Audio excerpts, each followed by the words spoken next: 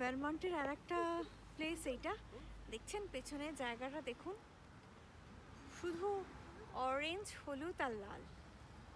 নান্টু, তার সঙ্গে বৃষ্টি পড়তে শুরু করে দিয়েছে। এই গাছটা দেখুন কি সুন্দর, এই গাছটার নিচে অনেকগুলো ছবি তুললাম জানেন। আর ওদিকটায় দেখুন পাহাড়, কি দারুণ ফল কালার হয়েছে। লাস্ট ইয়ারও এখানটায় এসেছিলাম, সেই সময়টা তো এখানটা ক্লাউডি ছিল, আর সব সময় যেন এখানটায় বৃষ্টি পড়ে জানেন। আমি বুঝতে পারছি না যে আপনারা বুঝতে পারছেন কি না, কিন্তু জায়গায় জায়গায় দেখুন, ভালো করে দেখলে দেখতে পাবেন কোথাও লাল, কোথাও হলুদ, কোথাও বা আগুনে কালারের পাতার রঙগুলো হয়ে গেছে। দারুণ সুন্দর লাগে জানেন তো এখানটা।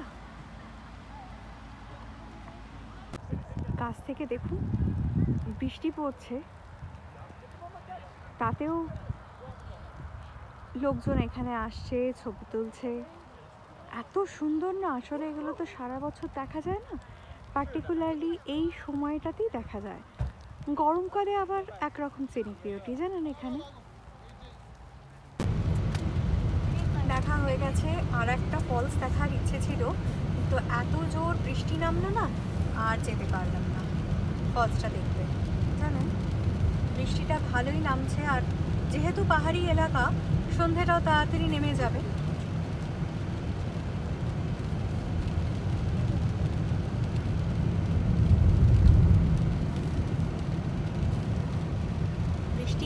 বৃষ্টি হচ্ছে, আর গাছগুলো দেখুন আরো যেন ঝকঝকে পরিষ্কার লাগছে।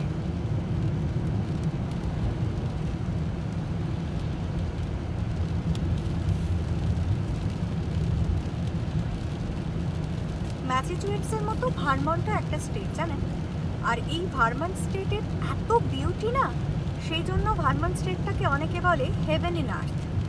সত্যি হেভেন ইন আর্থ। আমাদের যেমন কাশ্মীর, ঠিক ভারমন্ট এখানে সেরকম। শীত, গ্রীষ্ম, বর্ষা, সারা বছরই এখানে ডিফারেন্ট রকম জিনিস দেখতে পারবেন।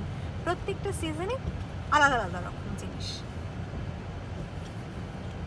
আমরা ঠিক করেছি শীতকালে আবার একবার আসবো।